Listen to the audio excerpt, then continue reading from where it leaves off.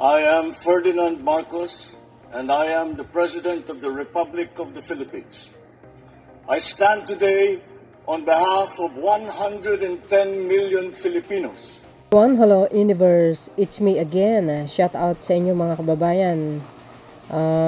July 1, 2026 sa mga Marcos Lily supporters Filipino and OFW. Mayroon akong upload videos guys. Ito si dating former PNP Chips Lumibaw. Ito ay isang post ni Ramon Tulfo mga kababayan.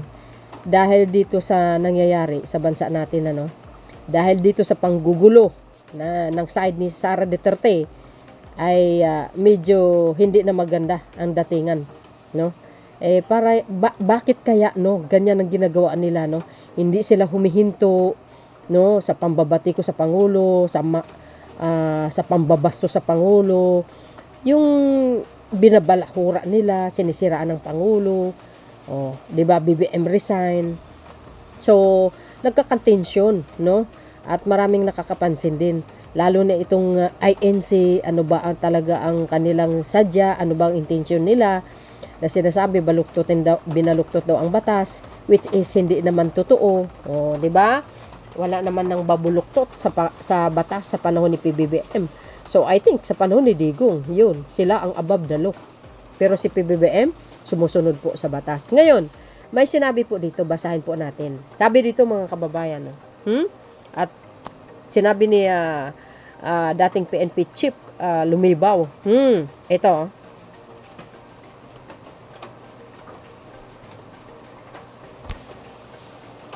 Sabi po dito ni Mr. Ramon Tulfo, here's what former PNP chief Art Lumibaw take on ongoing crisis.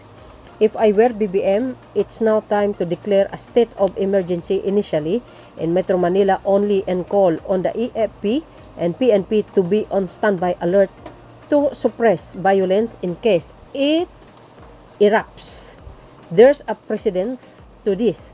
If you call in February 2006, there were persistent co-op rumors, and as CPNP, I monitored the PNP staff preparing to march to EDSA PGMA. Maganda rin ang kanyang sinabi dito mga kababayan.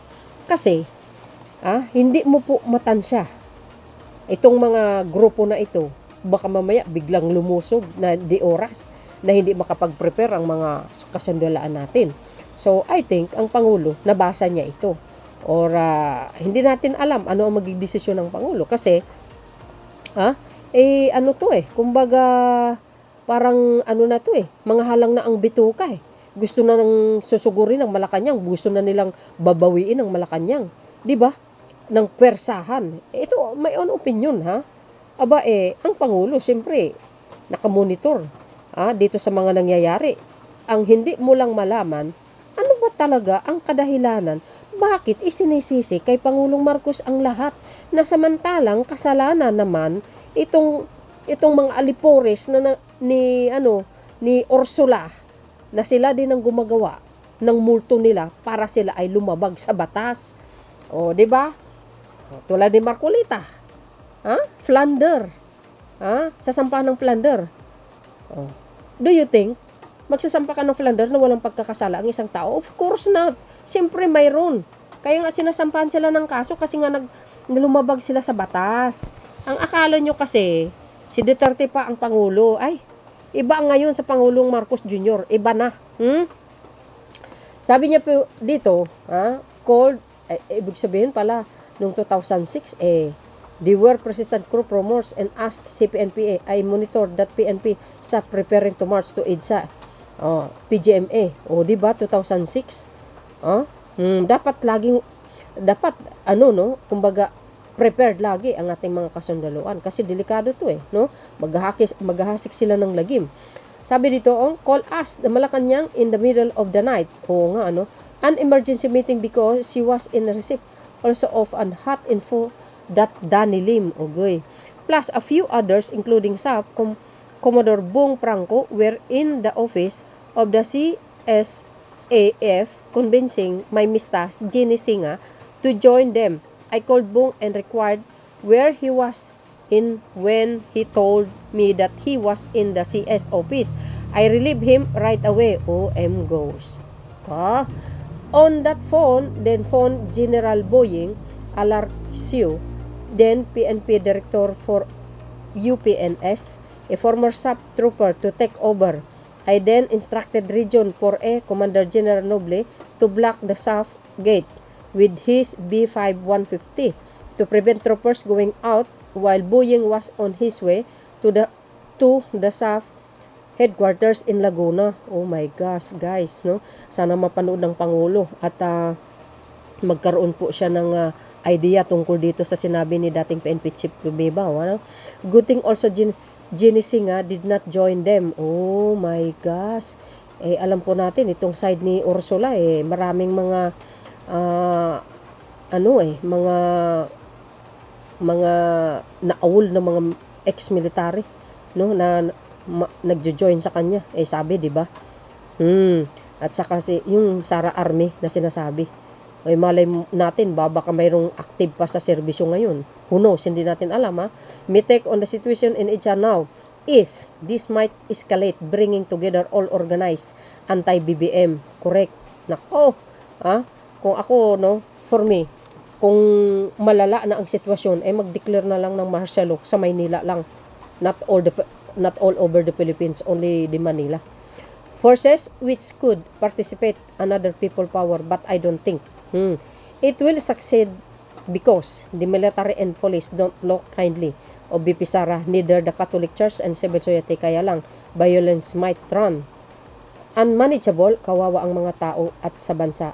So I hope our President BBM mabasa niya ito, kasi guys kumbaga itong mga taong ito talagang halang mga bitoka na gusto na talaga nilang makaupo sa Malacanang para iupo yung puon nila para nang sa ganun maabsulto yung mga kaalyado nila na mga may sangkot sa kaso. Ay nako, kawawa ang bansa. Only the Marcos administration na talagang binunyag itong mga flood control na ito yung mga sangkot sa pagnanakaw panahon pa ng mga administrasyon, sa totoo lang. Ngayon lang naungkat sa pamamagitan ng Pangulong Marcos Jr. Di ba? Kailangan kumilos ang Pangulo. 'Di ba? Hindi natin alam, mga kababayan, ano man ang magdesisyon ng Pangulo, no, ay mabasa niya, no.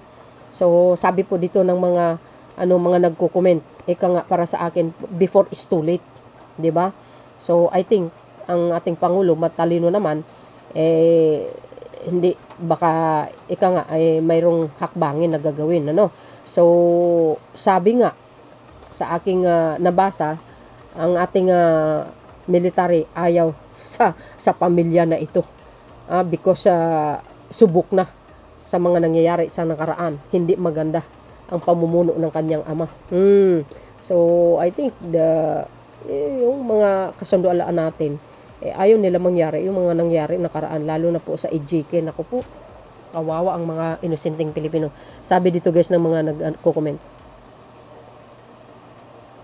Sabi dito, well said sir, hanggat may panahon agapan na para hindi lumaki ang sunog. Correct. I don't think declaring state of the emergency is needed at this point para tayong naghahamon sa maamong tupa na lumalaban.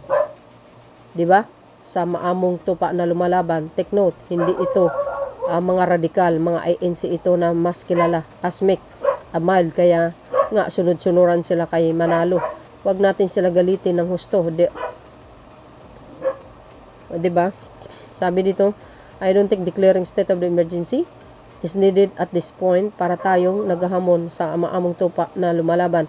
Take note, hindi ito mga radikal, mga ANC ito, mas kilala ay Asmic and Mild, kaya nga sunod-sunuran sila kay Manalo. Huwag natin silang galitin ng husto. They are not threat, and dapat obserbahan ay ang DDS and their sympathizers in the military.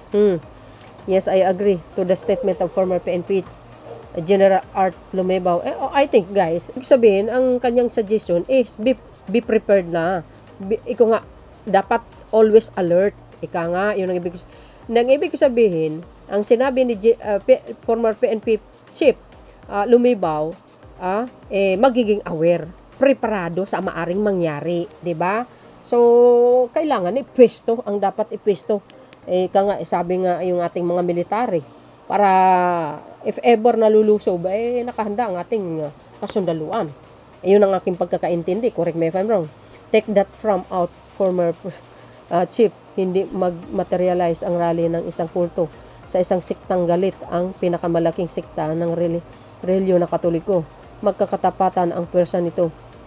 So I think guys, remember ang ating mahal na Pangulo is Katoliko. So of course ang mga majority ng Katoliko ay sa side ng Pangulo. Even me, I'm not Catholic but I'm solid supporters ng Marcos administration. So alam naman natin ang kawanggawa, ang kanyang pamumuno ay napakaganda naman. Only this family, Duterte, ang talagang nanggugulo. In my own opinion, nakikita po natin, even you who are watching right now, sino ba ang punot dulo ng kaguluhan? Si PBBM ba? Of course not. Bakit? Ayaw nyo na masampa ng kaso, yung nagkasala sa batas? Gusto nyo makuha ang favor ng Pangulo? Paboran na lang, katulad ng ginawa ni Digong kay Kibuloy? Ay sos, ano bang klaseng batas ang mayroon sa atin, Aber? Kung ganyan naman ang gusto nyo, paboran na lang ng Pangulo, ang lahat-lahat na lang na nagkasala sa side ninyo. Sos, halang naman talaga ang bitukan nyo. What the people want is action from the President. Mr. President, say something, do something. Well guys, we cannot reminding the President kasi matalino ang Pangulo. Alam naman niya yun eh. Diba? Nakamonitor ang Pangulo. Hindi naman natin pwedeng i-remind ang Pangulo because he know already, diba, kung ano ang magiging plano niya. Ano man ang hakbangin niya. He is the President. Kaya matalino ang Pangulo. Kaya kayang-kaya niyang gawa ng paraan, no? Sana nga rally tapang nila. Bakit pasukin nyo? Kamkrami, Aguinaldo. Dikit lang na lugar yan para malaman na. Huwag na yung tangkaan yan kasi delikado kayo. Kukunti lang kayo and daming sundalo. Huwag ganun. Ngayon, pag nagkaroon ng karahasan, isisisi nyo kay PBBM. Sino ba ang sumusugod? Diba sa side ni Ursula? Hindi Pag may nasasaktan sa side ni Ursula, sasabihin, ginigipit sila ng Malacanang. Ay, nako, kayo lang din may kagagawan. Ayan, true. Gawa talaga paraan ng mga masasamang para guluhin ang bansa. Praying that will not succeed. Of course, God will always watching us and God always protected PBBM. Of course, sa bansa natin, hindi mangyayari yun. As long as the President, guys, gumagawa ng kabutihan sa kapwa, ay nako, napaka big deal yan sa ating mahal na Panginoon na hindi niya hayaan na magkaroon ng kaguluhan. 'Di ba? Kasi mabait ang Pangulo.